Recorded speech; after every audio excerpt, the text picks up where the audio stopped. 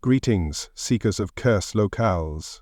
We're marching into the most disastrous battlefield in Crusader history. Forget glorious charges. This was a strategic nightmare born of bad decisions, worse luck, and a thirst that would make a desert weep. Being a Crusader here was so awful, your worst camping trip seems like a luxury spa retreat. If this morbid dive tickles your funny bone, like and subscribe for more dreadful tales. As we settle into this misery, tell me in the comments, where are you listening from, and what time is it? Now, let's descend into tonight's truly miserable history. Ask any poet or cleric from 12th century Europe about the Crusades, and they would paint you a glorious picture. They'd speak of chivalry, of pious knights in gleaming armor answering God's call.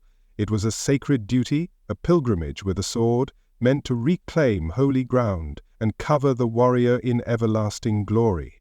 The Crusader was the ideal Christian hero embarking on a divine quest where martyrdom was a guarantee of paradise. This was the dream, a powerful narrative of black and white morality, of good versus evil, fought on the very soil where Christ had walked. It was a story that launched 1,000 ships and inspired tens of thousands to leave their homes for a foreign land. But the dream forged in the cool cloisters of Europe shattered under the unforgiving sun of the Levant. The reality of life in the Crusader States, the so-called Outre-mer, was anything but a divine poem. It was a gritty, sweaty, and deeply precarious existence.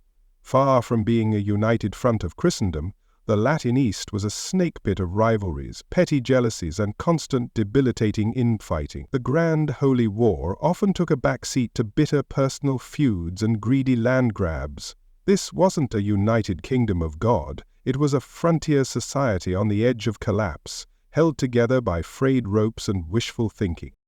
At the heart of this decay was a crisis of leadership. The Kingdom of Jerusalem, the jewel of the Crusader States, was plagued by a tragically weak succession. Kings died young, leaving child heirs and creating power vacuums. The most potent symbol of this fragility was King Baldwin IV, the leper king. A brilliant and courageous ruler, he was doomed by his disease. His slow, agonizing decline mirrored the state of his kingdom. Every political decision was shadowed by the question of who would rule after him, turning the court into a cauldron of ambition, where loyalty was a commodity and betrayal was a strategy. This instability fueled the rise of two venomous factions. On one side were the nobles or barons, men like Raymond III of Tripoli, who were born in Outre-mer. They were more pragmatic, understanding the need for truces and diplomacy with their Muslim neighbors simply to survive. On the other side were the courtiers, often newcomers from Europe filled with zealous arrogance. Figures like the hot-headed Reynald of Châtillon and the weak-willed Guy of Lusignan saw any truce as cowardice and any compromise as sin. They were itching for a fight, blind to the fragile reality of their position. Their reckless ambition was a lit fuse attached to a powder keg. Compounding these political fractures was a crippling lack of resources. The Crusader States were a tiny Christian ruling class sitting atop a large and diverse population of local Christians, Jews, and Muslims. They were demographically drowning. Manpower was a constant, desperate concern. The entire military strength of the Kingdom of Jerusalem could be wiped out in a single bad afternoon. They were utterly dependent on a trickle of reinforcements from Europe and on the Italian maritime states like Venice and Genoa for supplies and naval power. Support that always came with a hefty price tag, further draining their coffers and increasing their dependency. For decades, the Crusaders had survived primarily because their enemies were just as divided as they were. The vast Muslim world surrounding them was a patchwork of competing emirates and caliphates, more interested in fighting each other than uniting against the foreign invaders. The early Crusaders had charged headfirst into a power vacuum, their success owing as much to Muslim disunity as to their own martial prowess. They had built their sandcastle during a low tide, but they failed to notice the tide was beginning to turn, driven by a new and formidable force. That force was Saladin. Born Salah al-Din Yusuf ibn Ayyub, he was no mere warlord. He was a master strategist, a patient unifier, and a devout leader who saw the expulsion of the Crusaders as his life's calling. While the barons of Jerusalem were squabbling over titles and castles, Saladin was meticulously consolidating his power. He brought Egypt under his control, then Damascus, then Aleppo. Slowly, methodically, he forged a unified Islamic empire that encircled the Crusader States, cutting them off from all sides. He was everything the Crusader leadership was not: patient, unified, and strategic. And so the stage was set for a catastrophe. On one side stood the kingdom of Jerusalem, led by the foolish Guy of Lusignan, egged on by the reckless Raynald of Châtillon, and torn apart by internal hatreds.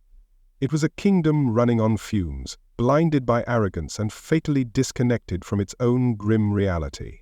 On the other side stood Saladin, at the head of a vast, disciplined and motivated army. He wasn't just waiting for an opportunity, he was actively baiting the trap, knowing that the Crusaders' own pride and folly would eventually lead them to self-destruct.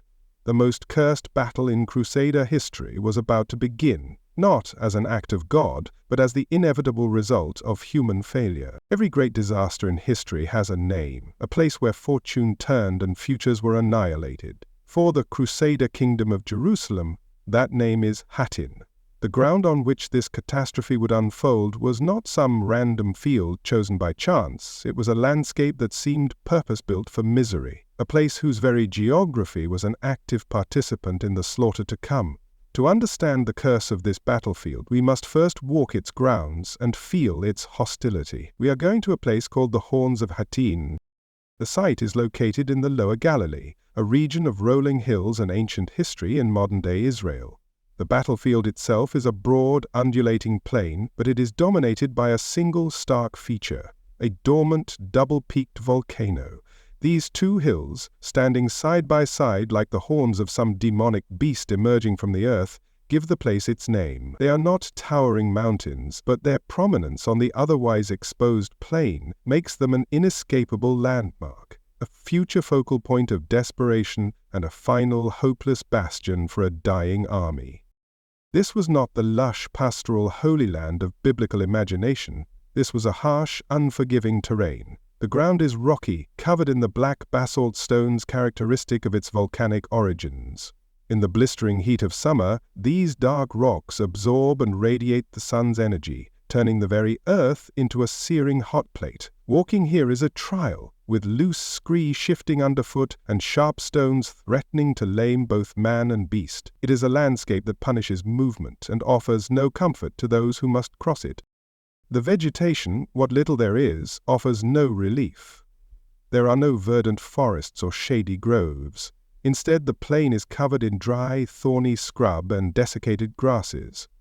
By early July, the time of the battle, this vegetation is baked to a crisp, turning it from a potential source of fodder into a field of tinder. It provides no meaningful shade from the relentless sun and serves only as a trip hazard for marching infantry and a source of fuel for the fires that would later add to the torment of the Crusader army. This was a place starved of life. Now, let us consider the primary antagonist of this story, an enemy more relentless and deadly than any soldier, the sun. The battle took place on the 3rd and 4th of July, 1187. In the Galilee, this is the absolute peak of summer. Temperatures soar, regularly climbing past 40 degrees Celsius or 104 degrees Fahrenheit in the shade. But on the exposed plain of Hattin, there is no shade. The sun is a physical weight, beating down from a cloudless sky, its light so bright it is painful to the eyes. It is an oppressive, suffocating presence that saps strength, bakes the mind, and kills the unprepared. For the Crusader army, this climate was a special kind of hell. Their military doctrine was built around the heavy cavalry charge. Knights, encased in layers of padding, mail, and eventually plate metal, these men were walking ovens. The metal armor became scorchingly hot to the touch, while the padded garments underneath trapped heat and sweat, hastening the onset of heat exhaustion and dehydration. The infantry, though more lightly armored, had to march for miles under this oppressive sun, carrying their own equipment and the crushing weight of their growing despair. The landscape was essentially a massive, open-air amphitheater, seemingly designed by nature for a spectacle of suffering. The plain is enclosed by rising hills, creating a basin that traps the hot air. There is no cooling breeze, only a stagnant, shimmering haze that distorts vision and makes the horizon dance. The acoustics of such a place are eerie. Sound carries in the dry air, meaning the taunts of an enemy, the cries for water, and the groans of the dying would echo across the battlefield, a constant soundtrack to the unfolding nightmare. But all these factors, the rocks, the scrub, the suffocating heat, were secondary to the single most critical geographical feature of the battlefield at Hattin, the absolute catastrophic lack of water. Water is the fuel of any army, and in this arid climate it was more precious than gold or life itself. A man doing hard physical labor in this heat needs several gallons of water per day simply to survive. The Crusader army, numbering in the tens of thousands, was marching into a place where there was none. From the heights of the Hattin plain, one could see the shimmering blue expanse of the Sea of Galilee. It lay just a few miles to the east, a massive, life-giving body of fresh water. For the parched and dying Crusaders, its distant sparkle must have been a form of psychological torture, a mirage of salvation that was impossibly out of reach. The sight of it promised life, but the terrain and the enemy between them and the water meant it was a promise that would never be kept. It was a symbol of everything they had lost. If the Great Lake was inaccessible, what of smaller sources? The springs and wells that dotted the Galilean landscape were the keys to survival. The main spring near the plain at the village of Hattin itself was a modest source, but a vital one. However, this was not a battlefield of chance. The master strategist Saladin had chosen this ground precisely because he knew its secrets. He had ensured his own forces were camped at the spring, controlling the only viable water source in the immediate vicinity. He denied the Crusaders even a single drop. Saladin had lured the Crusader army away from their well-supplied and well-watered staging ground at the springs of Sephoria. He did this by attacking the city of Tiberias, a lakeside fortress held by Raymond of Tripoli's wife. He knew the Crusaders' code of honor, and their political divisions would compel them to march to the city's relief. He was not just drawing them into a battle, he was drawing them across a 15-mile stretch of waterless, sun-blasted hell that would drain their strength before a single sword was swung in anger. The very topography of the land favored Saladin's forces. His army was composed of more lightly armored cavalry and mobile horse archers. They were accustomed to the climate and terrain. They could use the undulating hills for cover, to harass the Crusader column from all sides, and to retreat quickly out of range of the heavy Frankish knights. The broken, rocky ground that was a nightmare for a charging warhorse was a playground for a nimble Arab steed. The landscape itself crippled the Crusaders' primary weapon. Imagine the state of the Crusader army as it finally halted on that fateful evening, trapped on the plain below the horns of Hattin. They had marched all day in the searing heat. Their water was gone, their mouths were caked with dust, their tongues swollen. Men and horses, suffering from severe dehydration, began to collapse. The knights, the pride of Christendom, were reduced to stumbling, heat-stroked husks, their magnificent chargers too weak to carry them. The physical torment was matched by a crushing psychological blow. The terrain offered no hope. There was no fortified position to take, no shady spot to rest, no river to defend. They were surrounded, exposed, and utterly exhausted. The landscape was a prison without walls, a place of profound desolation that mirrored the hopelessness of their strategic situation. The battlefield was already defeating them, draining their will to fight long before the main engagement began. Saladin then used the landscape's final weapon against them. As the Crusaders huddled in their dry camp, his soldiers set fire to the parched scrublands surrounding them. The wind, such as it was, blew the smoke and ash directly into the Crusader lines. The heat intensified. The air, already thin and hot, became thick with acrid smoke, stinging their eyes, choking their lungs, and compounding their unbearable thirst. The open-air oven was now also a smokehouse. This, then, was the battlefield of Hattin. It was not a neutral stage for a contest of arms. It was a carefully chosen death trap. It was an anvil of baked rock and parched earth upon which Saladin, wielding the hammer of thirst and heat, would shatter the army of the Kingdom of Jerusalem. It was a place where geography became the ultimate weapon. a cursed patch of ground that guaranteed a thirsty, agonizing, and spectacular defeat. An army, no matter how grand, is only as strong as the minds that lead it. A battlefield, no matter how treacherous, is only a stage for the decisions made by commanders. The disaster at Hattin was not simply a product of heat and thirst, it was the direct result of a catastrophic failure in leadership. The Crusader kingdom was not commanded by a unified body of brilliant strategists. It was led by a discordant committee of rivals, a rogues' gallery of proud, foolish, and argumentative men whose personal squabbles would doom them all. Imagine a leadership team chosen not for brilliance, but for who could bicker the loudest. At the very top of this dysfunctional pyramid sat the King of Jerusalem, Guy of Lusignan. Guy was, by all accounts, a strikingly handsome man. Unfortunately, his kingly virtues ended there. He was a minor nobleman from Poitou-France who possessed little wealth, land, or notable talent. He had stumbled into power through the one asset he did have, the affection of Sibylla, the sister of the heroic leper king Baldwin IV. His marriage to her and Baldwin's subsequent death had placed the crown of Jerusalem upon a head entirely unsuited to bear its weight.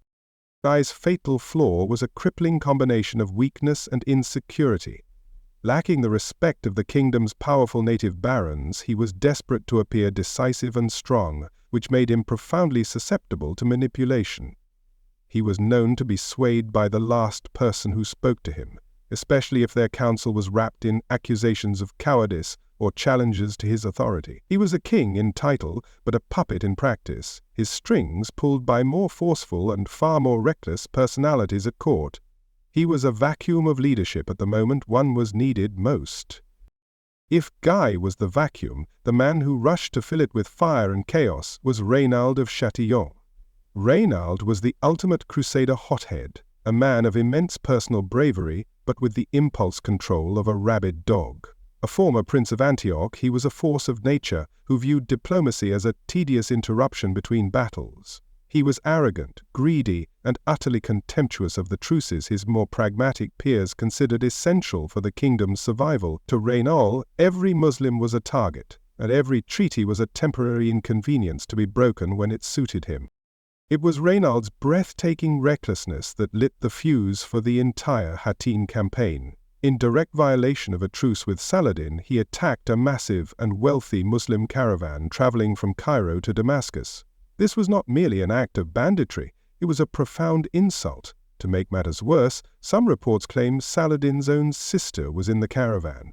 When Saladin demanded compensation and the release of the prisoners, Reynald, full of scorn, essentially told him to go to hell. In that moment, he made the war personal for Saladin and made a full-scale military confrontation absolutely inevitable. Standing in opposition to Reynald's suicidal aggression was Raymond III, the Count of Tripoli. Raymond was everything Reynald and Guy were not. He was a native baron, born in the Holy Land, and possessed a deep, nuanced understanding of the political landscape. He was a seasoned statesman and a proven military commander who knew that the Crusader States, with their limited manpower, could only survive through clever diplomacy and strategic patience. He saw Reynald not as a hero, but as a liability who threatened to undo decades of delicate survivalism. Raymond's pragmatism, however, became a weapon his enemies used against him.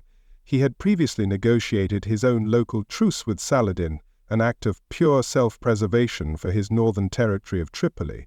To the newly arrived zealous hawks at court, this looked like collusion with the enemy. They whispered that Raymond was a traitor, a coward who was more loyal to Saladin than to his own king. His wise counsel was consistently undermined by accusations of treason, marginalizing the one man whose strategic vision might have saved them all. These men were the heads of two distinct factions at court. On one side was the court party, the war party, composed of newcomers like Guy and reckless firebrands like Reynald. They were allied with the master of the Knights Templar, a man named Gerard de Riedfort. On the other side was the nobles party, the peace faction, made up of established native barons like Raymond and the powerful Iveland family, who advocated for caution and the preservation of the kingdom above all else. The court was in a state of cold civil war. The animosity was not just political, it was deeply personal. Gerard de Ridefort, the Templar Grand Master, harbored a venomous hatred for Raymond of Tripoli.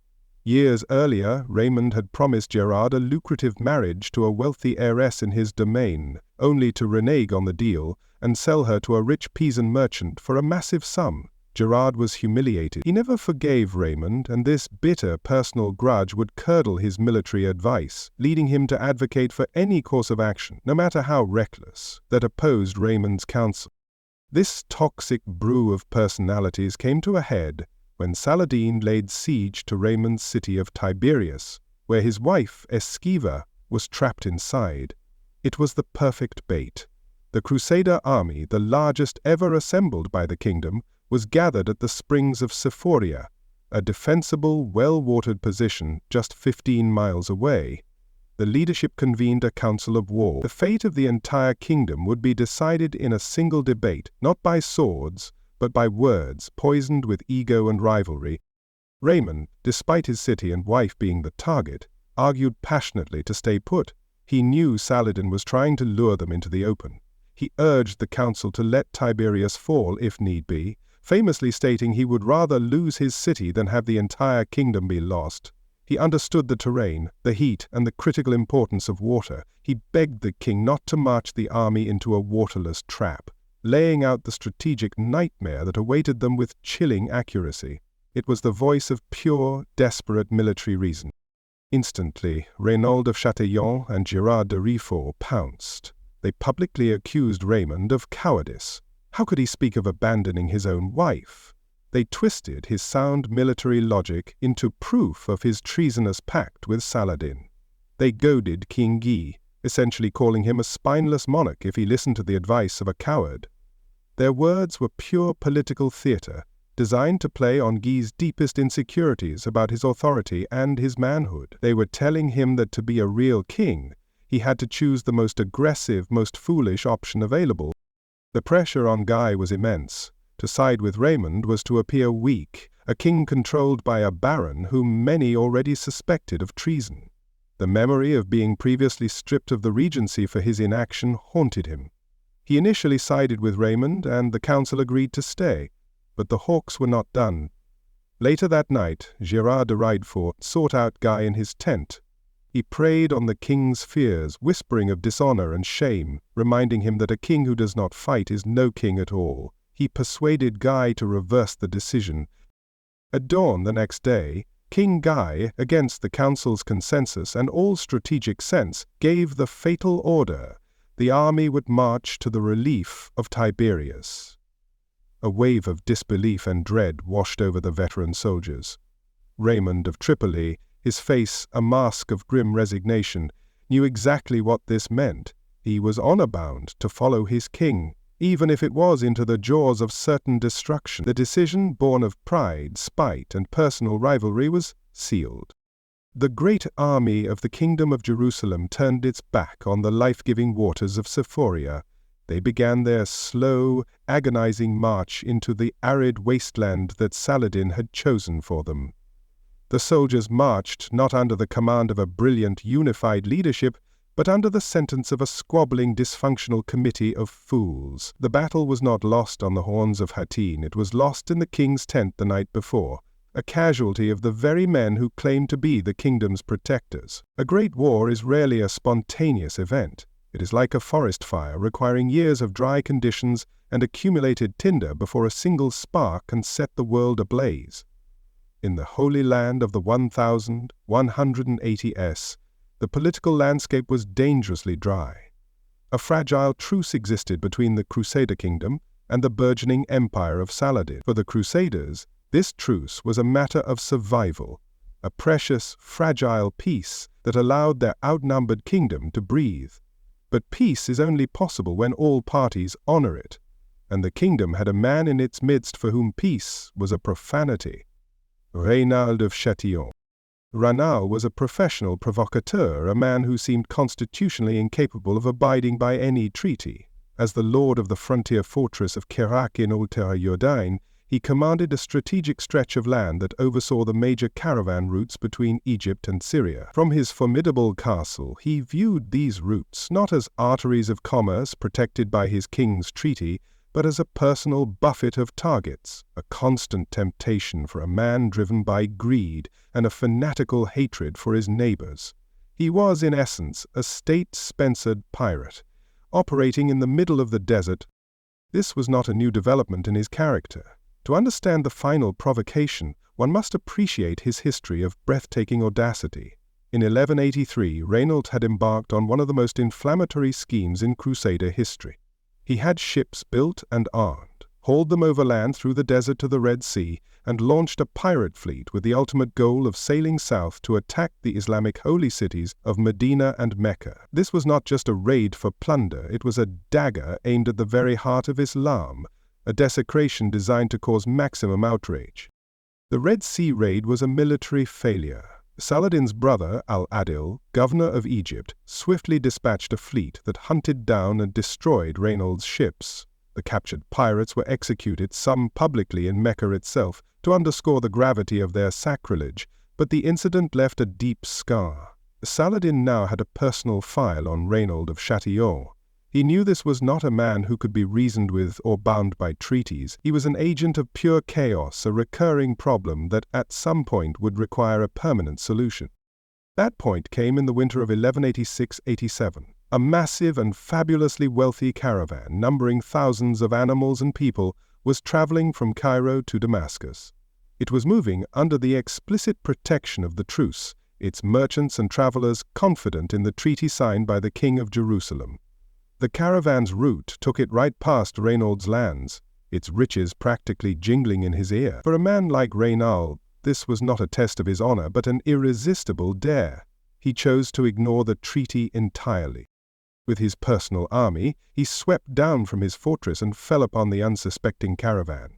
The attack was a complete success. The caravan's small guard was overwhelmed, and Raynauld seized everything. The immense quantities of gold, silver, spices, and fine fabrics, as well as all of the animals and the people. The merchants and their families who had been traveling under the promise of safe conduct were thrown into the dungeons of his castle at Kerak. In a single afternoon, Raynauld had shattered the peace of the entire region. Turns out, ambushing a friendly caravan and stealing other people's camels isn't great for international diplomacy. Who knew? From a strategic perspective, it was an act of monumental stupidity. Raynauld traded the long-term survival of the kingdom for the short-term enrichment of his own coffers. He had single-handedly given Saladin the perfect, unassailable reason to go to war.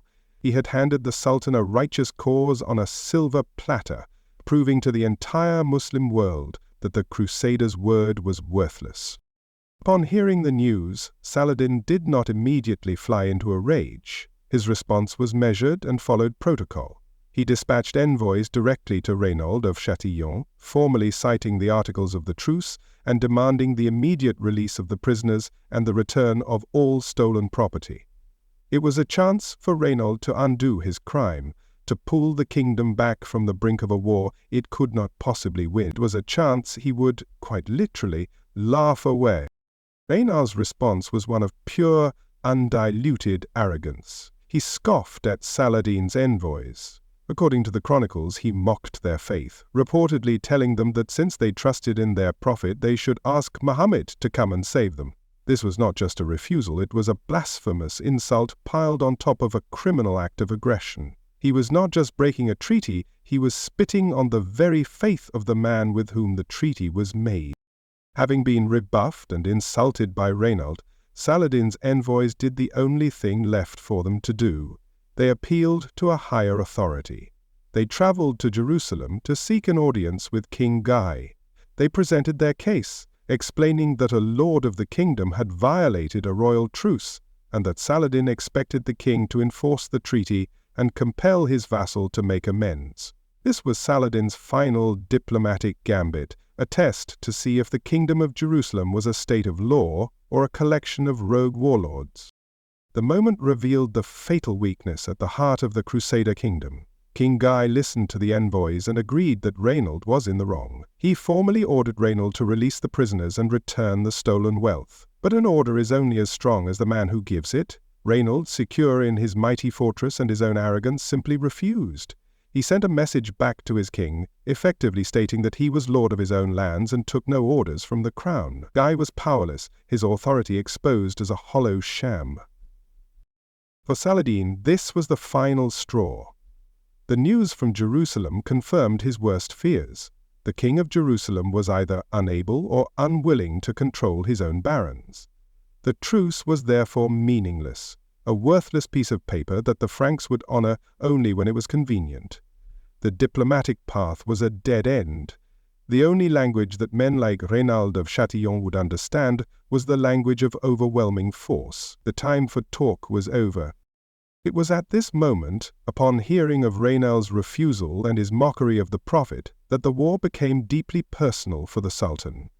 He made a solemn vow, a sacred oath before his emirs, that when God granted him victory over the Crusader army, he would personally strike down Reynald of Châtillon with his own hand. This was no longer just a political or military objective.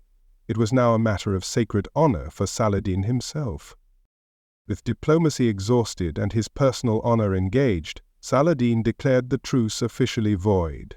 He sent out the call to arms across his empire, proclaiming a holy war, a jihad, to punish the faithless Franks for their treachery. From Egypt, Syria, and Mesopotamia, his emirs began to gather their forces, forming the largest and most unified Muslim army to face the Crusaders in a generation. Saladin now had the moral authority and the perfect casus belli to launch his long-desired campaign to reclaim Jerusalem. And so the die was cast. The spark had been struck by a single greedy and reckless man. The fire was fueled by a fractured kingdom and a weak king unable to stop him. The grand confrontation that would seal the fate of the Kingdom of Jerusalem was now set in motion. The road to the cursed battlefield of Hattin was now open, paved by an act of piracy and arrogance that was, in every sense of the word, a provocation too far. On the morning of July 2nd, 1187, the largest army the Kingdom of Jerusalem had ever assembled stood ready at the springs of Sephoria. This was a commander's dream location, a strong, defensible position with abundant water, green pastures for the horses, and cool orchards for the men. It was a place of life and strength. From here, they could have waited out Saladin indefinitely, forcing him to exhaust his own resources under the brutal summer sun, but reason had been shouted down by pride. The fatal order was given not to stand and fight, but to walk into the fire. With a sense of grim foreboding among the veteran soldiers, the great column began to move. It was a spectacular sight, a river of steel and faith flowing out onto the plain. At its head rode the great barons of the realm, their banners snapping in the hot morning breeze. Behind them marched thousands of heavily armed infantry, the backbone of the army. In their midst, held aloft by the Bishop of Acre, was their most sacred treasure, a fragment of the true cross, the physical symbol of God's favor, which they were now leading into a disaster of purely human making. The army left the cool shade of the Sephoria orchards and immediately entered a different world. The sun, already climbing in a mercilessly clear sky, began its work. The ground underfoot was not soft earth, but a parched, dusty track that rose in choking clouds with every step. The immense column, stretching for miles, was instantly enveloped in a self-made dust storm that caked the throat and stung the eyes. Before the first enemy arrow had flown, the landscape itself had declared war on the Crusaders. As the column snaked its way across the exposed plateau, they began to appear.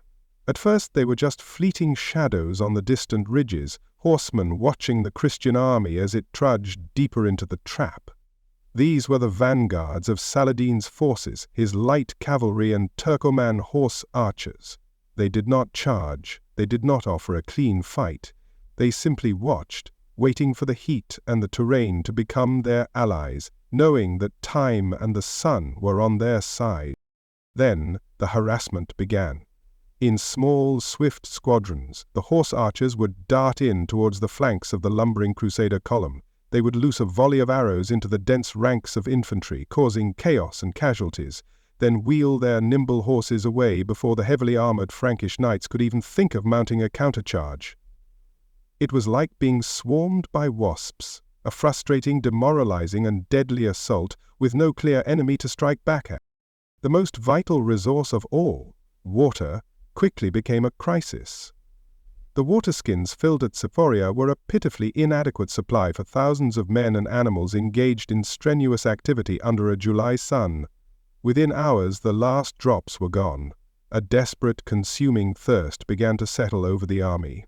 It was a physical torment that dried the mouth, cracked the lips, and filled the mind with a singular, panicked obsession. The march was no longer about relieving Tiberius. It was about surviving the next hour. As the day wore on, the army's pace, already slow, began to break down into a torturous crawl. The infantry, bearing the brunt of the heat, dust, and constant arrow fire, began to falter. The tight, disciplined blocks of marching men started to fray as soldiers fell out of line, overcome by heatstroke and dehydration. The army's cohesion, its greatest strength, was visibly melting away under the sun. They were becoming less like an army and more like a straggling procession of the damned. Looking at the situation with any clarity reveals a shocking lack of foresight. Their tactical plan, in essence, was, let's go for a really long, thirsty walk directly into an ambush. They had abandoned a perfect defensive position to march across 15 miles of waterless, hostile territory in the height of summer to attack a superior force that was waiting for them. It was a strategy born entirely of arrogance and political infighting, a suicidal march fueled by the need to not look like a coward. The psychological toll was just as devastating as the physical one. The constant, stinging attacks from an enemy that refused to engage directly created a feeling of utter helplessness.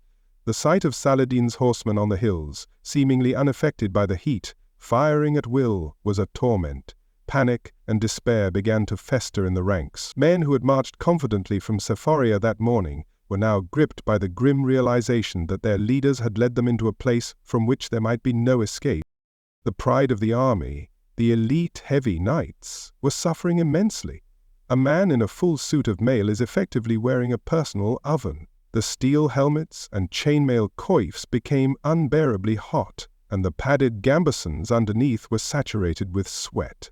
The knights' mighty war horses, essential for their battlefield role, were stumbling and weakening, their strength sapped by thirst and heat. A knight without a horse was just a slow, exhausted foot soldier encased in nearly 100 pounds of hot metal. In the center of this agony, the true cross was still held high. It was supposed to be their rallying point, a divine guarantee of victory. But as the army disintegrated, its presence took on a different, more tragic meaning. It was a symbol of the faith they professed, now being dragged through a catastrophe born of the very sins, pride, wrath, and foolishness. Their faith, condemned. The sacred object was a silent witness to a profoundly profane series of decisions, its golden casing reflecting the brutal, unforgiving sunlight. By mid-afternoon, it was clear they would never reach Tiberius.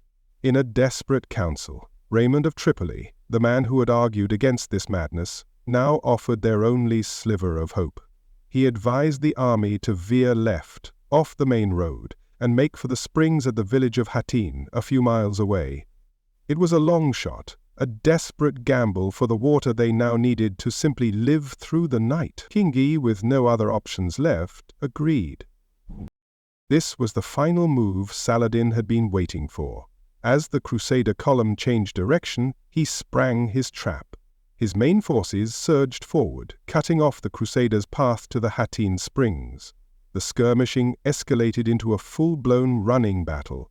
The Crusader rearguard, commanded by the Templars and the hardened Balian of Ibelin, was swarmed, fighting desperately to prevent the total collapse of the column, but they were only delaying the inevitable.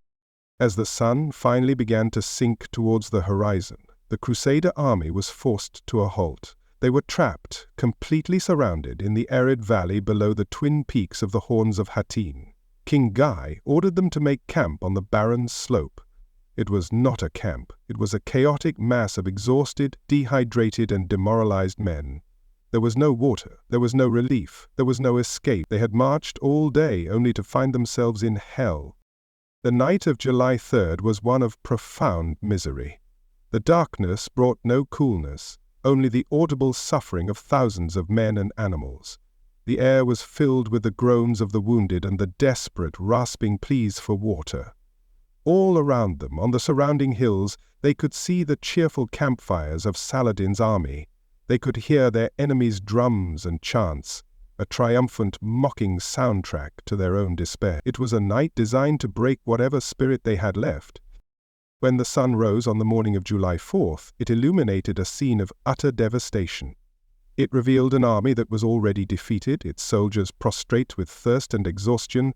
The march of folly was over. They had successfully completed their journey from a position of absolute strength to one of absolute hopelessness. They now stood on the cursed ground of Hattin, where their final, desperate fight for survival was about to begin. To understand the calamity that befell the Crusader army, one must appreciate the cold, calculating brilliance of the man who engineered it. Salah al-Din Yusuf ibn Ayyub, known to the West as Saladin, was more than just a warrior. He was a grand master of strategy. He did not stumble into victory at Hattin. He conceived it, planned it, and executed it with the precision of a master artisan. The entire campaign was a testament to his profound understanding of landscape, logistics, and, most importantly, the fatal flaws of his enemies. He was about to give them a masterclass in misery. The first move in Saladin's deadly game was the bait. He needed to draw the full might of the Crusader army out of its strong defensive positions and into ground of his own choosing. In late June 1187, he laid siege to the city of Tiberias, on the western shore of the Sea of Galilee. This was a stroke of genius. The city belonged to Raymond of Tripoli, and his wife, Countess Esquiva, was trapped in its citadel. Saladin knew this would be an irresistible challenge to the honor and pride of the Crusader leadership. It was a personal insult they could not ignore. The nature of the siege was itself a calculated move. Saladin's forces quickly overran the lower town of Tiberias, but made no serious attempt to storm the citadel itself. He left the Countess and her small garrison besieged but unharmed. This created the perfect scenario. A crisis demanding an urgent response, a damsel in distress to be rescued, but one that left the ultimate prize, the citadel, intact. He wasn't trying to capture Tiberias. He was using it as a lure, dangling it in front of the Crusaders like a fisherman waiting for the perfect bite. While the Crusader leadership debated and bickered, Saladin was busy arranging the board. His own army was camped comfortably by the sea with unlimited access to fresh water. He dispatched forces to control all the other significant water sources in the region, including the vital springs at Kafert Sabt and the smaller springs near the village of Hattin. He ensured that when the Crusader army finally decided to march, there would be only one path available to them, a long, punishing, and completely dry one. He was weaponizing the very landscape against them. Charlemagne's strategy was built on his deep understanding of his opponent's psychology. He had spent years observing the Franks. He knew of their internal divisions, the rivalry between Raymond of Tripoli and the court faction. He knew of the reckless arrogance of men like Reynaud of Chatillon and Gerard de Riedford. He knew of King Gui's weakness and his desperate need to appear strong. Saladin didn't just hope they would make a foolish decision. He built his entire strategy around the certainty that their pride would force them to. As the Crusader army began its agonizing march from Sephoria, Saladin's plan entered its next phase. He did not meet them with a wall of shields for a conventional pitched battle. Instead, he unleashed his horse archers. These light, mobile units were tasked not with destroying the Crusader army, but with shepherding it. They were the sheepdogs of this military flock, nipping at their heels, guiding them along the path of exhaustion, and preventing them from turning back or finding an alternate route. The discipline of Saladin's troops was crucial. They resisted the temptation to charge the heavily armored knights, a move that would have been costly. Instead, they maintained their distance, firing endless volleys of arrows into the slow-moving Christian column. Their goal was attrition. Every Crusader killed or wounded by an arrow was a victory. Every horse lamed was a triumph. Every hour they delayed the Crusader advance was another hour the sun and thirst could work their terrible magic. This is where Saladin's military genius transcended simple tactics and became a form of artful cruelty. He didn't just outfight the Crusaders, he outthirsted them. This was a very medieval approach to psychological warfare, where the primary weapon was not the sword, but the deliberate infliction of physical and mental agony. He had turned the battlefield into a massive open-air torture chamber, and he was the unquestioned master of ceremonies. The psychological torment was relentless and varied. Saladin's forces, well supplied with water from the nearby lake, engaged in acts of exquisite cruelty. They would ride within sight of the parched Crusaders and demonstratively pour water from their skins onto the hot sand. Great caravans of camels, laden with bulging waterskins from the Sea of Galilee, were paraded tantalizingly in the distance, a mirage of life-giving relief that was intentionally kept just out of reach. As the exhausted Crusader army finally ground to a halt on the night of July 3rd, trapped in the valley below the horns of Hattin, Saladin delivered his masterstroke. He ordered his soldiers to set fire to the dry grass and thorny scrub that covered the hillsides surrounding the Crusader camp. The wind, which had been absent all day, now stirred, pushing the smoke and heat directly into the Christian lines. The air, already hot and suffocating, became thick with acrid smoke. This was not a random act of vandalism, it was a calculated tactical move. The smoke choked the already parched throats of the Crusaders, making breathing an agony. The heat from the fires intensified their suffering, robbing them of any hope of a cool night's rest. It created a literal hell on earth, a terrifying spectacle of flame and shadow designed to shatter whatever sliver of morale they had left. It was an attack on their senses and their sanity. The auditory torture continued throughout the night. While the Crusader camp was a place of grim, suffering silence, broken only by the groans of the dying, Saladin's camp was alive with noise. The sounds of drums, trumpets, and jubilant religious chants echoed from the hills. His army was celebrating the victory they knew was coming. It was a declaration of dominance, designed to make the trapped Crusaders feel completely isolated, abandoned by their god, and utterly, hopelessly doomed. Saladin's tactical foresight was on full display when the Crusaders made their last desperate move. When Raymond of Tripoli convinced King Guy to veer off the main path and make a run for the springs at Hattin, Saladin was not surprised. He had anticipated this. His main forces, held in reserve, surged forward to block that exact path, slamming the door of the trap shut. The Crusaders were not just outmaneuvered, their every desperate thought had been predicted and countered in advance. The encirclement was now complete. Saladin's army formed an unbreakable ring of steel around the pathetic remnants of the Crusader host. He had them pinned against the barren, rocky hillsides, with no access to water and no possibility of retreat or reinforcement. The great Crusader army, the pride of the Kingdom of Jerusalem, was now little more than a collection of heat-stroked, dehydrated men, waiting for the sun to rise so they could be slaughtered. As dawn broke on the final day, Saladin could look down upon his handiwork with satisfaction. The battle had already been won. It had been won not by the sword, but by the mind. It was a victory of planning, of patience, of discipline, and of a ruthless understanding of human weakness. He had used the Crusaders' own pride as a leash to lead them into a furnace of his own design. The fight that was to come on the cursed slopes of Hattin would be brutal and bloody, but it was merely the epilogue. The true story of the victory had been written on the dusty track from Sephoria, in the smoke-filled air of a torturous night, and in the brilliant, cunning mind of the Sultan, who had orchestrated every miserable step of his enemy's demise. Of all the weapons unleashed on the cursed field of Hattin, none was more cruel, more absolute, or more effective than thirst. Saladin's swords and arrows would finish the job, but it was the agony of dehydration that truly destroyed the Crusader army. It was a silent, invisible enemy that crept into every man, dissolving his strength, his courage, and his sanity from the inside out. This was not merely a battle fought with blades and bows. It was a contest of endurance, and the Crusaders were dying of thirst long before the first charge was ever sounded. The human body is a vessel of water, and on that July day, under that relentless sun, those vessels were being systematically drained. The ordeal began simply as a mild annoyance, a dryness in the mouth, a throat caked with the dust of the march. But as the hours wore on and the last water skins were emptied, this annoyance metastasized into a monstrous, all-consuming crisis. The body, in a desperate attempt to survive, began to shut down. Blood thickened to sludge, forcing the heart to beat frantically, to pump it through shrinking veins. For the knights, the proud elite of the army, this ordeal was a special kind of hell.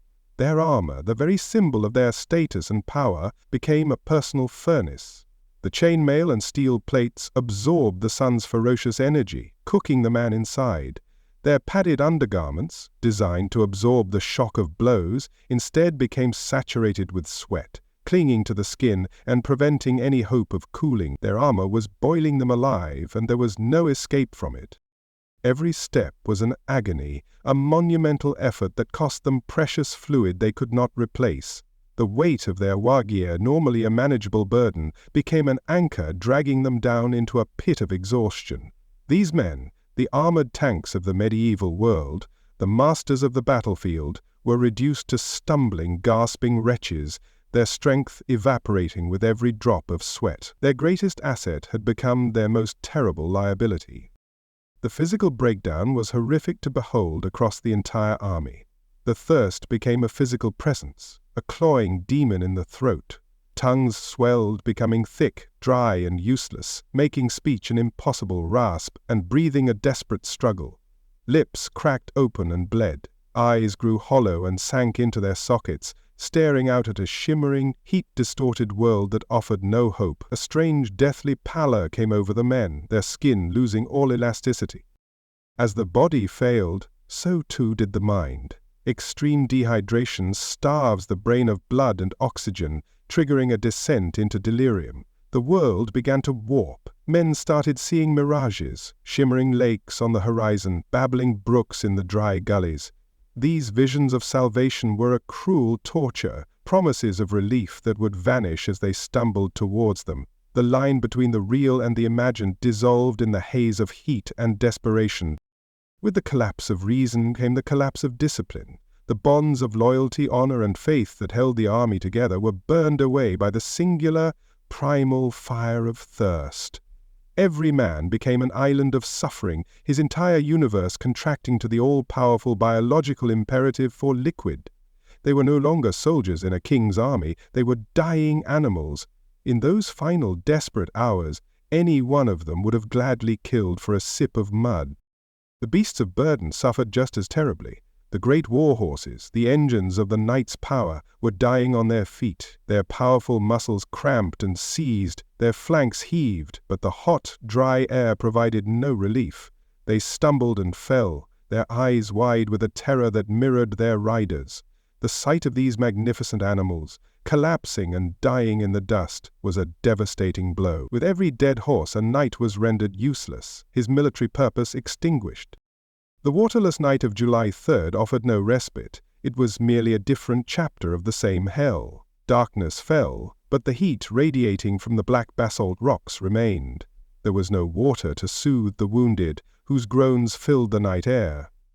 The choking smoke from Saladin's fires drifted through the camp, a constant, acrid reminder of their enemies' cunning and their own hopeless position. It was a night spent in a state of collective, agonizing wakefulness. In the depths of their desperation, some resorted to unthinkable measures. Men were seen licking the rocks at dawn, hoping to glean a single drop of dew. More harrowing accounts, whether true or exaggerated by chroniclers, tell of soldiers drinking their own urine or the blood of their dying horses. Such acts, born of ultimate despair, show a force that had been stripped of its humanity, driven by a need so profound that all taboos and revulsions were cast aside.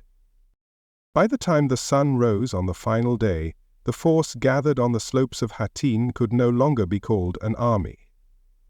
An army is a body capable of fighting, of executing commands, of moving with purpose.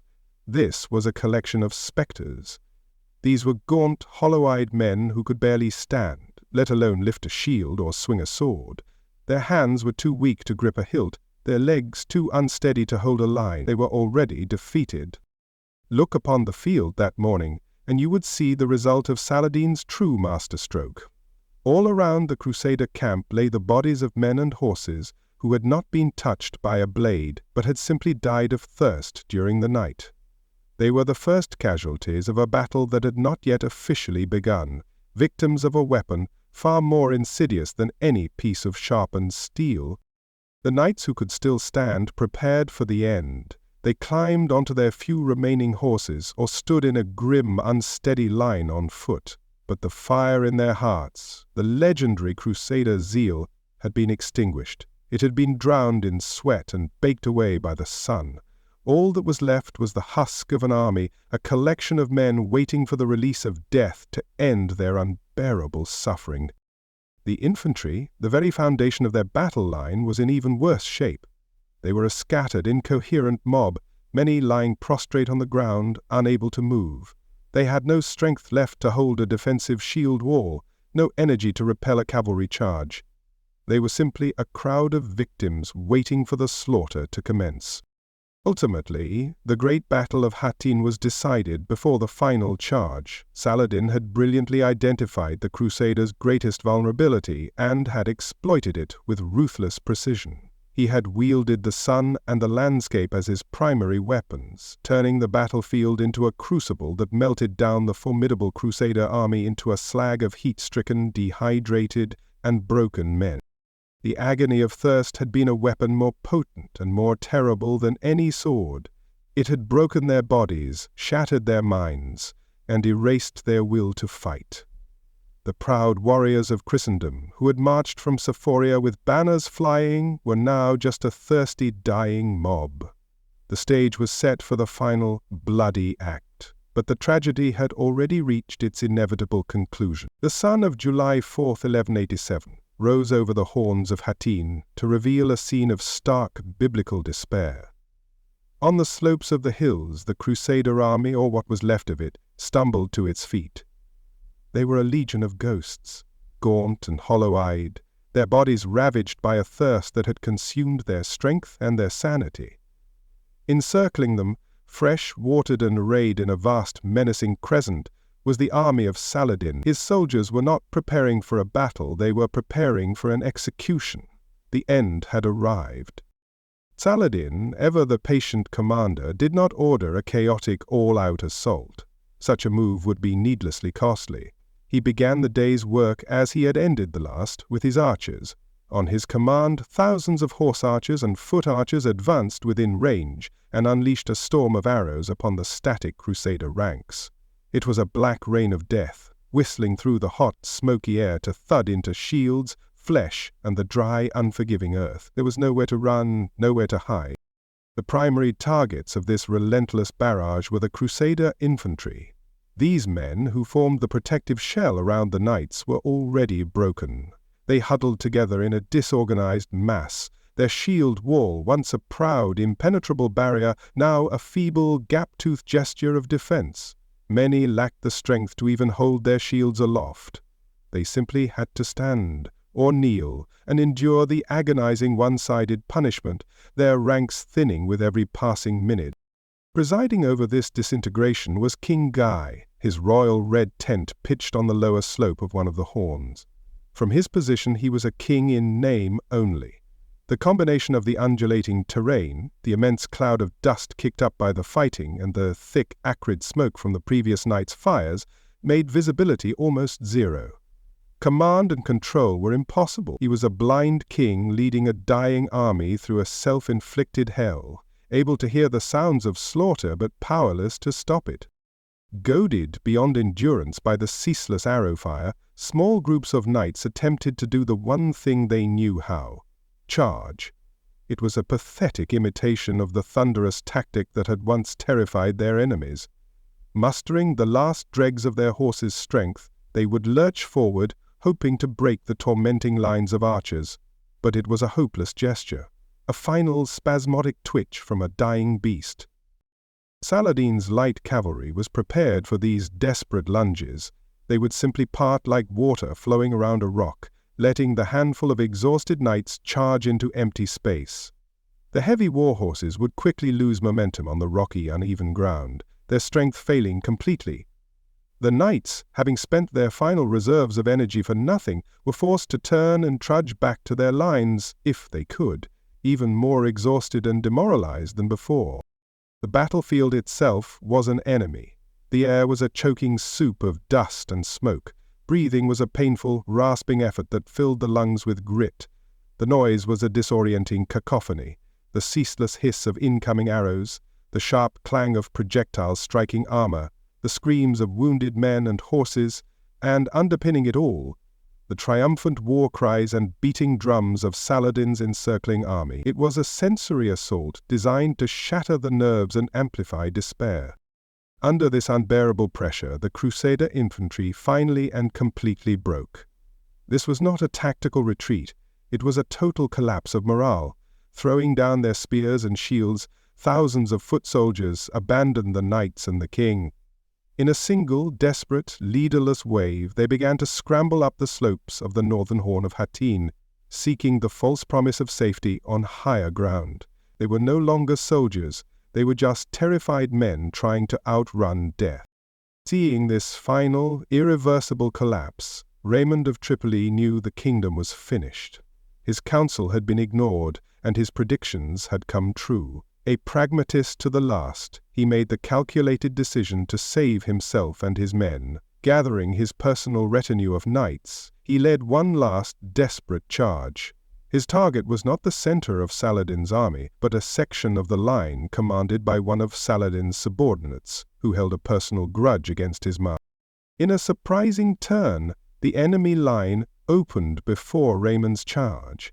Whether out of respect for his bravery or due to the commander's quiet act of defiance against Saladin, a gap appeared, and Raymond and his followers, including Balian of Ibelin, punched through the encirclement. They galloped away from the slaughter, the first and last of the Crusader leadership to escape the field. Their flight was not a victory but a clear signal that the battle was over and the kingdom was doomed. What remained on the field was no longer a battle in any recognizable sense. It was less a battle, more a chaotic, sweaty dust-up where everyone was too parched to properly swing a sword. It was a stumbling, lurching, disorganized scrum of men fighting from memory, their bodies screaming for water while their training forced them through the motions of combat. It was the messy, ugly, and deeply personal business of killing men who were already half dead. Now, all that remained of the Crusader army was a small, desperate knot of survivors huddled around King Guy's red tent on the southern horn. Here, the last of the great barons, the Templars, and the Hospitallers made their final stand. With them stood the Bishop of Acre, his voice a hoarse croak, holding aloft the bejeweled case containing the true cross. This small patch of cursed ground became the focal point for the final act of the tragedy, the last bastion of a dying kingdom. Saladin could now concentrate the full fury of his archers on this single, isolated target. The arrow storm that had been spread across a wide front now fell upon one small hill. It was an unbelievable torrent of death, a blizzard of steel and wood that pincushioned the ground and the bodies of the last defenders. To even stand, let alone fight in such a storm, was an act of suicidal bravery. Even as they faced their end, the Crusaders' most intimate enemy remained thirst. The final defenders fought with clumsy, sluggish movements, their limbs heavy, their vision blurred. They were fighting in a dreamlike state of profound exhaustion, their dehydrated minds struggling to process the chaos around them. The will to fight was a distant memory. All that remained was the instinct to survive, an instinct that was rapidly failing them. With the defenders weakened, pinned, and decimated by arrows, Saladin finally gave the order for his infantry to advance. Eager for the glory of capturing the Crusader king and their holy relic, his soldiers surged up the slopes of the Horn. They swarmed over the handful of remaining knights, who were by now so weak they could barely lift their swords. The final bloody work of overwhelming the last island of resistance began. The outcome was a foregone conclusion. The battle, if it could be called that, had been a one-sided slaughter from the beginning. The chaos, the dust, and the profound despair orchestrated by Saladin had done their work. The mighty Crusader army had been dismantled piece by piece, its strength sapped not by superior fighting, but by a superior strategy. The final assault on the Horns of Hattin was not a clash of armies, it was a mopping-up operation. In the heart of the doomed Crusader army, amidst the groans of the thirsty and the dying, was a single object of supreme importance. It was not a weapon of steel or a banner of a king, but a relic so sacred it was believed to be the ultimate guarantee of God's favor. It was the true cross, a fragment of the very crucifix upon which Jesus had died, housed in a magnificent jewel-encrusted case. This was not merely a symbol. To the men who marched at Hattin, it was the physical presence of God on the battlefield, the kingdom's palladium and its most powerful spiritual weapon. The history of the true cross in the Kingdom of Jerusalem was one of profound veneration, discovered, or more accurately unearthed. In Jerusalem during the First Crusade, it had become the central icon of the Crusader State. It was brought out for the most solemn processions and, crucially, was carried into battle during moments of the greatest peril. Its presence was meant to inspire the troops to feats of impossible bravery and to call down divine power to smite their enemy. It was, they believed, a tangible piece of heaven on earth. The decision to bring the true cross on the march to relieve Tiberius was, in itself, an act of profound desperation. A king, confident in his strategy and his army's strength, would have left such a precious object in the safety of Jerusalem. Its presence in the dust and heat of the campaign was a tacit admission by the Crusader leadership that they needed a miracle. They were marching into a situation so dangerous that they felt only direct divine intervention, channeled through their holiest relic, could save them.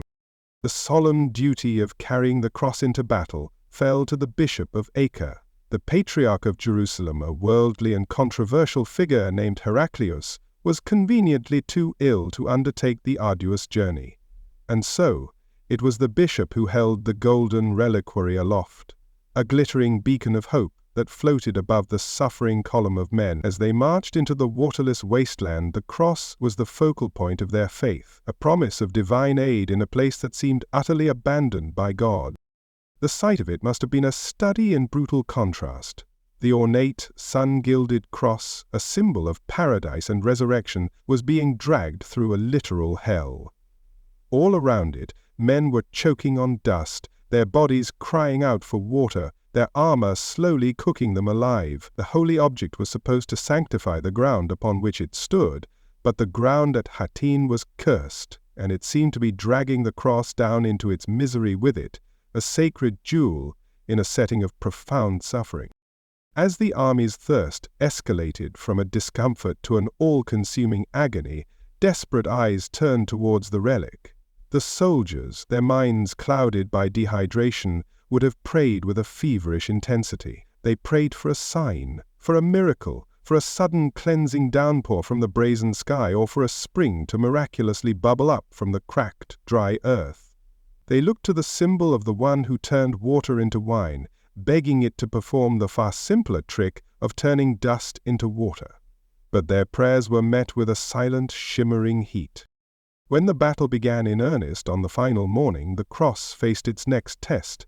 As Saladin's archers unleashed their black rain of arrows, the soldiers huddled near the relic surely felt a sliver of hope that they stood on consecrated, protected ground. But the arrows were not swayed by piety. They fell indiscriminately, striking down men standing in the very shadow of the cross, just as easily as they struck down those on the far flanks. The relic offered no supernatural shield, no divine deflection. This is the point where faith collides with the brutal, unforgiving physics of warfare. Turns out even God's personal splinters don't stop thirst or arrows. The Crusaders' belief in the cross's power was absolute, but it was a belief that offered no practical defense against their predicament. Faith could not rehydrate a dying soldier, nor could it deflect a sharpened bodkin point. Their reliance on a miracle had become a fatal substitute for canteens of water and sound military strategy. As the Crusader infantry broke and fled towards the high ground, the cross became the natural and final rallying point for the kingdom's elite. On the southern horn, King Guy, the last of his barons, and the warrior monks of the temple and hospital formed a desperate, shrinking circle around it. The golden reliquary, held high by the exhausted bishop, was the last defiant symbol of a kingdom that was breathing its last, a final point of light about to be extinguished. In the chaos of the final stand, the Bishop of Acre continued his sacred duty, holding the cross aloft as a testament to his faith, even as the world collapsed around him. He was a beacon of doomed defiance in a sea of despair, but the bishop was a man of flesh and blood, as vulnerable as any other soldier on that hill. In the final bloody melee he was struck down, killed amidst the chaos of the last charge. The cross, and the hope it represented, fell with him into the blood-soaked dust. The capture of the relic was the battle's symbolic climax. In the swirling confusion of the final assault, a scholar and commander in Saladin's army named Taqi al-Din fought his way through the remaining defenders and seized the fallen cross. The physical capture of this object was a blow more devastating to the Crusaders than the capture of their king. It was the moment the soul of their kingdom was torn from its body, a final, undeniable sign of their utter and complete annihilation. Saladin, a masterful politician as well as a general, understood the immense power of this moment. He did not destroy the relic. Instead, he treated it as the ultimate spoil of war. He had the true cross affixed, upside down, to a lance and paraded it before his cheering, triumphant army. It was then sent to Damascus, where it was carried through the streets as the ultimate proof of his victory and of the triumph of Islam over the Crusader invaders. For the Christian world, the news of the cross's capture was a catastrophe of faith.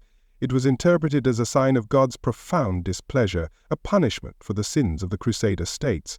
How could God allow his most sacred object to fall into the hands of the infidel? For the survivors and the citizens of the beleaguered Crusader cities, it was the ultimate confirmation that God had abandoned them. The military defeat was terrible, but the spiritual wound was far deeper.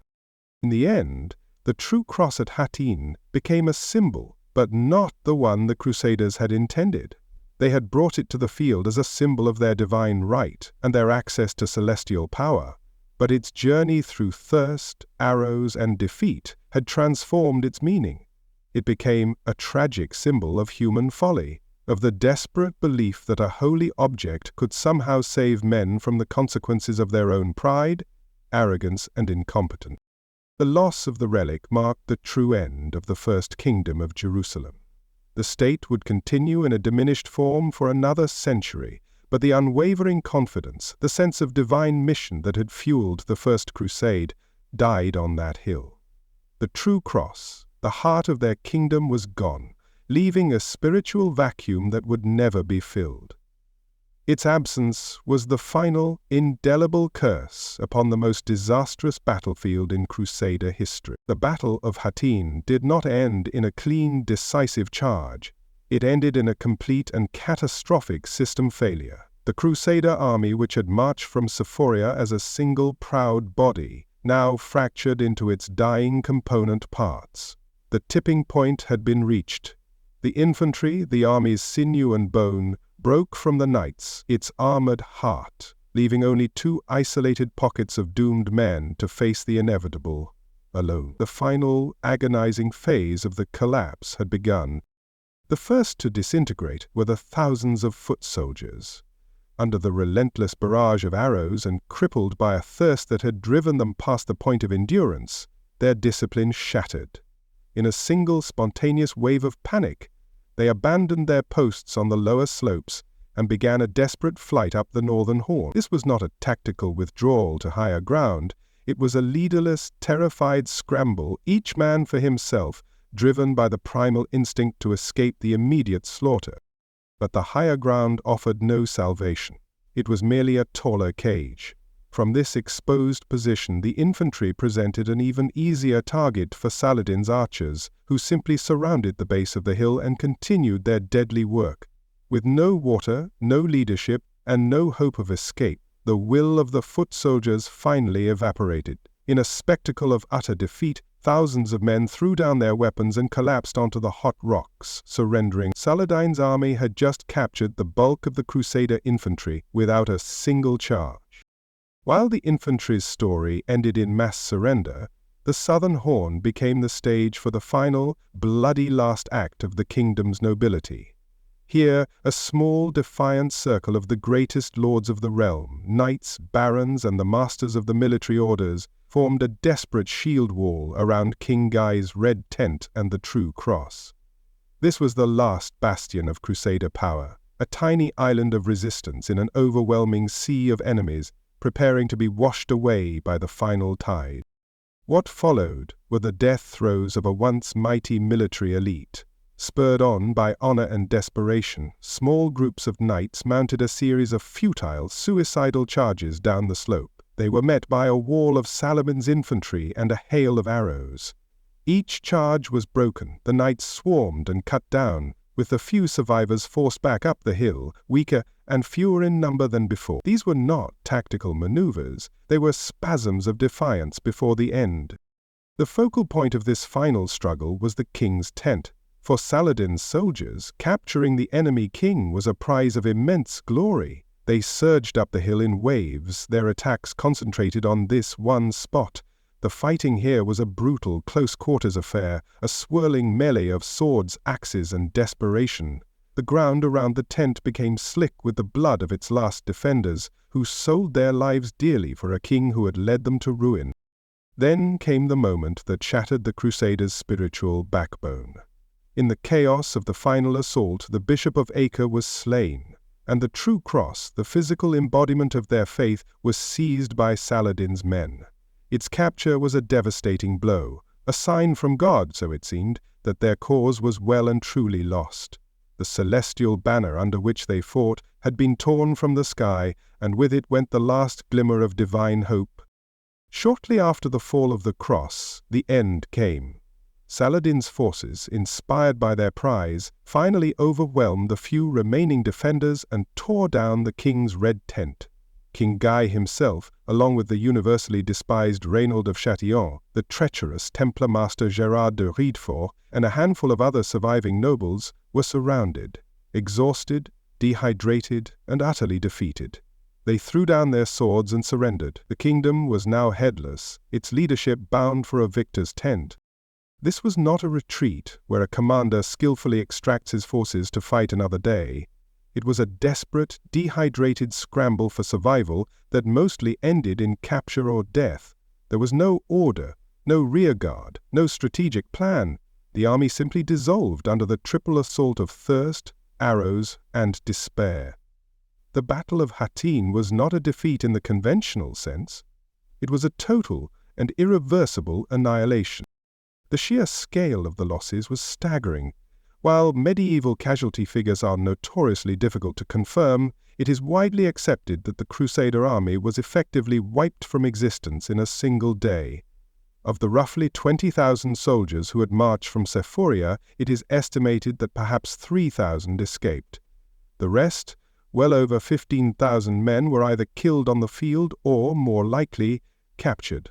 The entire military strength of the Kingdom of Jerusalem was gone. Imagine the scene as the last sword fell and a ghastly silence descended upon the field. The cursed landscape was littered with the dead and dying, a carpet of bodies baking under the afternoon sun. Thousands of exhausted, traumatized prisoners were disarmed and herded into makeshift camps, their ordeal of battle replaced by the grim uncertainty of slavery or ransom. The air, once thick with the sounds of war, was now heavy with the smell of blood and the silence of defeat. For most of the captured common soldiers, their fate was to be sold in the slave markets of Damascus and Cairo, disappearing into the vastness of the Ayyubid Empire. For the captured nobles, a future of ruinous ransoms awaited, but for the warrior monks, the Templars and Hospitallers, Saladin reserved a different fate.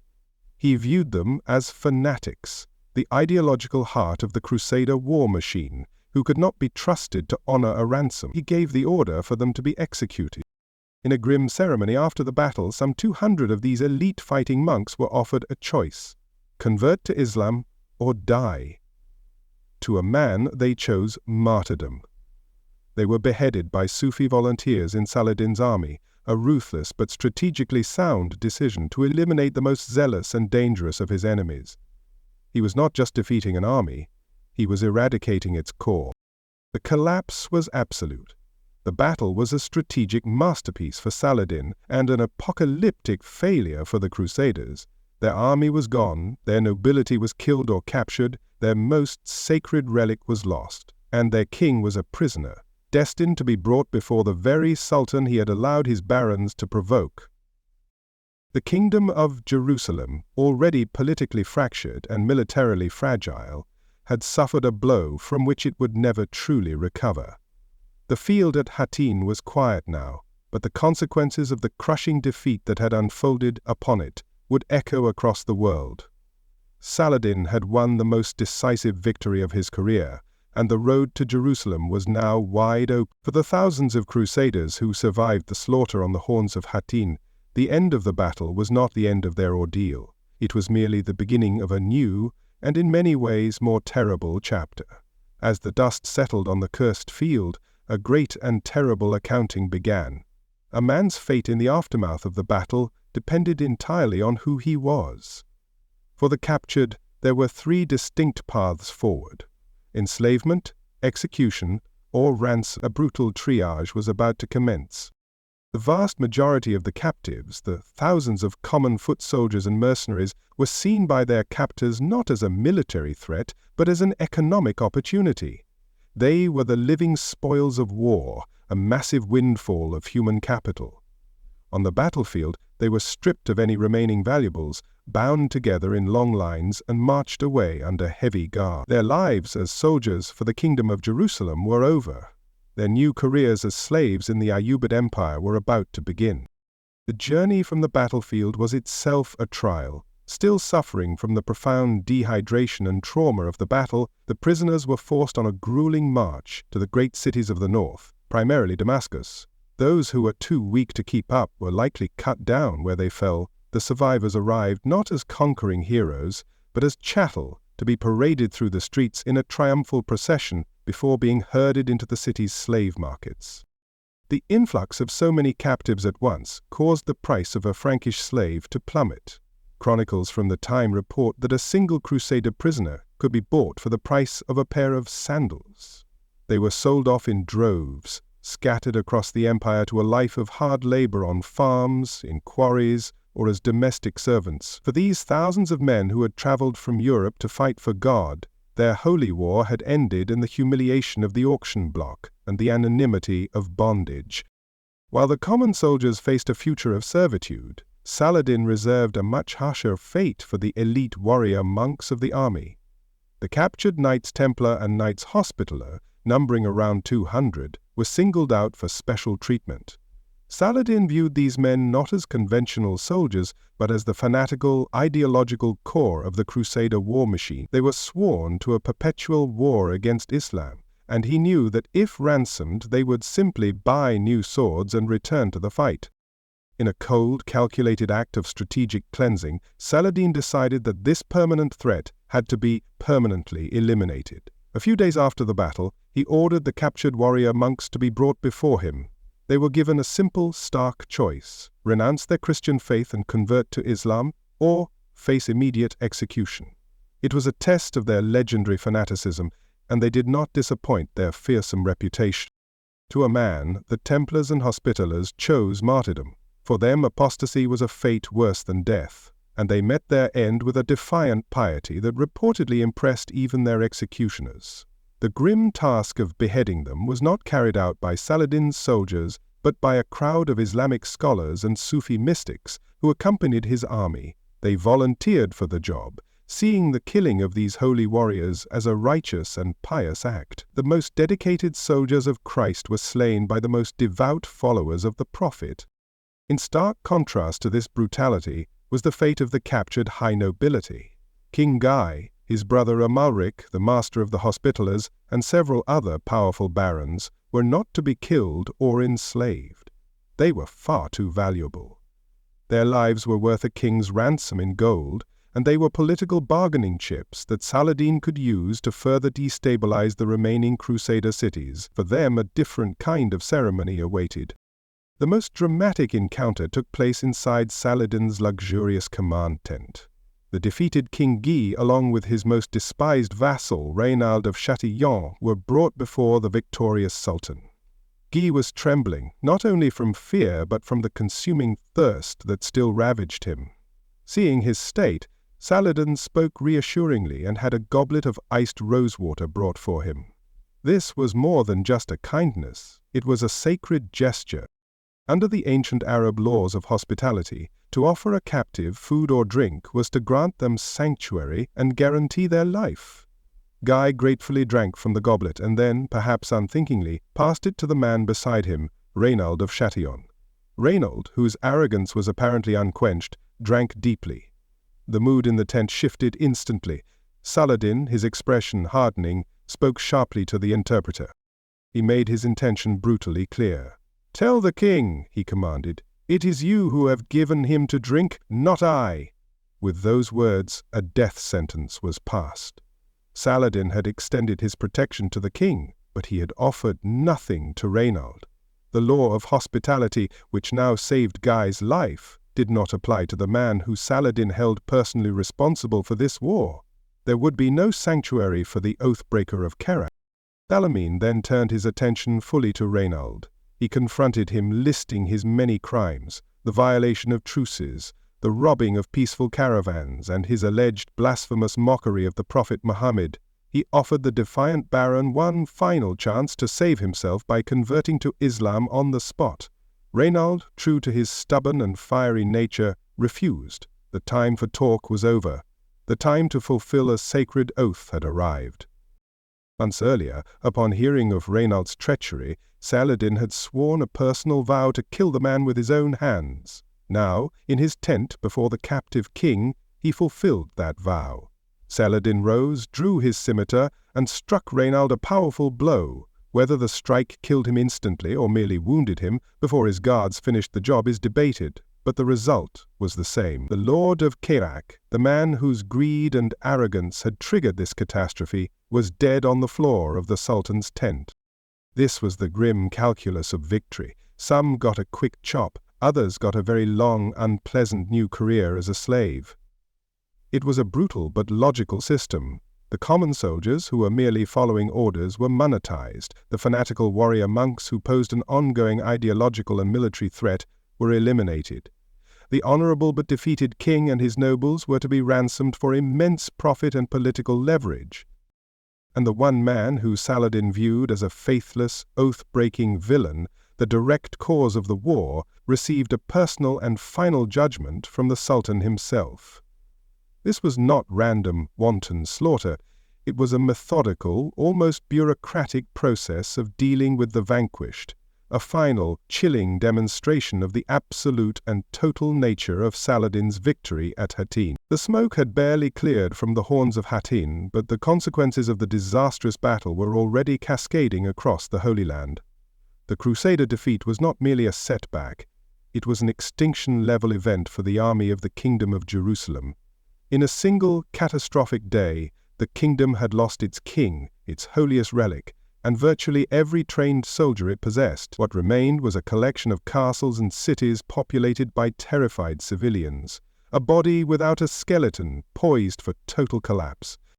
Saladin, a master of momentum, did not pause to celebrate his monumental victory. He knew the kingdom was defenseless, and he immediately launched a lightning campaign to seize it all before any help could arrive from Europe. But he did not march on Jerusalem first. In a brilliant strategic move, he turned his army west, towards the coast. His goal was to capture the vital port cities, thereby cutting the kingdom off from the sea and any hope of seaborne reinforcement. The result was a political and military domino effect. The great port of Acre, the kingdom's commercial hub, surrendered almost immediately. The garrisons of other key cities like Jaffa, Caesarea, Sidon, and Beirut, having been emptied to form the doomed army at Hattin, offered little to no resistance. News of the devastating defeat traveled faster than Saladin's army, crushing the morale of the defenders before a single siege engine was in place. Within a month, Saladin controlled nearly the entire coastline.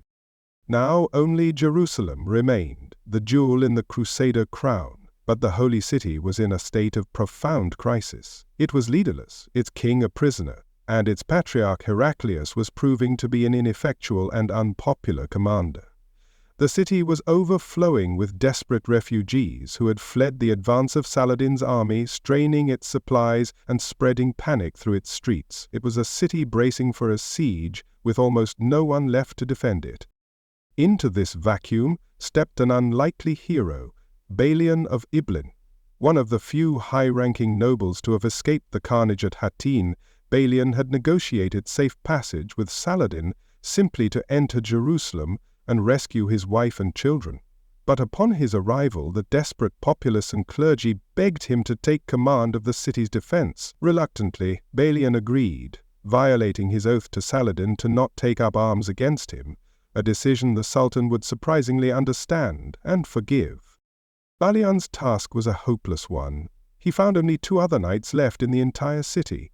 In a desperate bid to create some form of garrison, he knighted some 60 squires and sons of merchants, but he knew they stood no chance against Saladin's veteran army. His goal was not to win, but to mount a defense so credible that he could negotiate terms of surrender and avoid a repeat of the horrific massacre that the first Crusaders had inflicted upon the city's Muslim and Jewish population in 1099. In late September, Saladin's army arrived and encircled the holy city. His engineers began to mine the walls, and after a few days of bombardment, they created a breach near St. Stephen's Gate. A bloody sack of the city seemed imminent. It was at this moment that Balian played his final, desperate card. He went to Saladin's tent to negotiate, not as a supplicant, but as a man with nothing left to lose. Balian's threat was audacious and terrifying. He told Saladin that if honorable terms of surrender were not granted, the defenders would kill every one of the 5,000 Muslim prisoners they held in the city. Then they would destroy the holy sites of both faiths, including the Dome of the Rock and the Al-Aqsa Mosque. Finally, they would fight to the last man, slaying their own women and children before the end, to prevent them from falling into enemy hands. They would leave Saladin a victory of ash and ruin. The threat worked. Saladin, a devout man who had no wish to preside over the destruction of Islam's third holiest site, agreed to a peaceful surrender. The terms were harsh, but merciful by the standards of the day. Every Christian in the city could ransom themselves for a set price. 10 dinars for a man, 5 for a woman, 1 for a child. Those who could not pay would be sold into slavery. It was a brutal financial transaction, but it prevented a bloodbath. On October 2nd, 1187, after 88 years of Christian rule, Saladin's banners were raised over the walls of Jerusalem. As Saladin's men peacefully took control of the city, tearing the Great Cross down from the Dome of the Rock and purifying the mosques with rosewater, the news of the disaster began its slow journey to Europe. Worn by ship and by traveler, the tales of Hattin and the fall of Jerusalem arrived months later, unleashing a tidal wave of shock, grief, and incandescent rage across the continent. The psychological impact on Christendom was immense. The Crusader kingdom had been seen as a permanent, divinely sanctioned reality. Its sudden, almost total collapse was incomprehensible. One bad day, and suddenly your entire holy kingdom is gone. Oops! The swiftness and totality of the defeat were a source of profound shame and a sign, to many, of God's terrible judgment upon a sinful Christian world. The reaction from the head of the Church was perhaps the most telling. It is reported that when Pope Urban III was finally told the news, the shock and grief were so profound that he suffered a fatal heart attack. While likely an exaggeration, the story illustrates the spiritual cataclysm that the loss of Jerusalem represented. His successor, Pope Gregory VIII, wasted no time. Within days of his election, he issued a papal bull, Audita Tremendi, calling for a new Great Crusade to reclaim the Holy Land. This was not to be a crusade of second-tier nobles or landless knights. The scale of the disaster demanded a response from the very top of the European power structure. This would be the Third Crusade, the Crusade of Kings. The 3 most powerful monarchs in Christendom answered the call, temporarily setting aside their own bitter rivalries for a common, sacred cause. First to take the cross was the aged but formidable Holy Roman Emperor Frederick Barbarossa, a veteran of the Second Crusade. He was soon followed by the cunning and politically astute King Philip II of France, and finally, the man whose name would become legendary in the annals of the Crusades, the formidable warrior king of England, Richard I, known to history as the Lionheart. To fund this immense undertaking, a special tax, the Saladin tithe, was levied across England and France, demanding 1/10 of all revenues and property from every citizen. Fleets were built and vast armies were mustered. The full might of Western Europe was being mobilized to reverse the consequences of a single cursed battle. The aftermath of Hattin, therefore, was not an ending, it was the direct and immediate cause of the next great chapter in the story of the Crusades. The crushing defeat, the loss of Jerusalem, and the capture of the true cross created a wound so deep in the psyche of Christian Europe that it demanded a spectacular response. The echoes of the slaughter on that sun-scorched field in Galilee were now calling kings and emperors eastward, back towards the Holy Land, to a new war born from the ashes of the old. And so we leave the sun-scorched, blood-soaked ground of Hattin behind us. We have walked through the catalogue of its curses, the bitter rivalries, the arrogant provocations, the punishing landscape, and the all-consuming agony of thirst. But the final truth of this cursed battlefield is that its curse was not supernatural, it was profoundly, tragically, and entirely human. The disaster at Hattin was not an act of God or a twist of fate. It was a suicide note written by a committee. The Battle of Hattin stands as a brutal, almost comically tragic, testament to what happens when hubris meets heatstroke and terrible tactical decisions. It was a day where everything that could go wrong did go wrong, often because the Crusader leadership actively chose the worst possible option available to them. They had a strong, defensible, well-watered position, and they abandoned it. They had a cautious, experienced commander offering sound advice, and they ignored him in favor of insults and bravado. At its core, the defeat was a catastrophic failure of leadership. The kingdom was steered into the abyss by a weak, indecisive king, goaded on by a reckless, treaty-breaking baron, and a Templar Grand Master blinded by a personal grudge.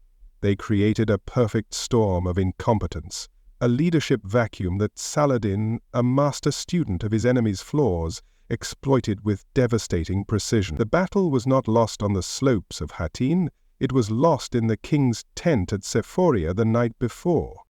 But above all else, Hattin is a lesson in the brutal simplicity of logistics. The mighty Crusader army, the largest the kingdom had ever fielded, was not defeated by superior tactics or overwhelming numbers in a fair fight. It was defeated by dehydration. Their holy quest became an unholy slaughter. Driven by a thirst so profound it dissolved discipline, reason, and the will to fight, they were a ghost army by the time the real battle even began, their strength left behind on the dusty, waterless road. On the other side, Saladin gave a masterclass in how to win a battle by refusing to fight it on his enemy's terms. He dangled the perfect bait, controlled the environment, and used the Crusaders' own pride and internal divisions as his primary weapons. He didn't need to outfight them when he could simply outthink them, and ultimately, outthirst them.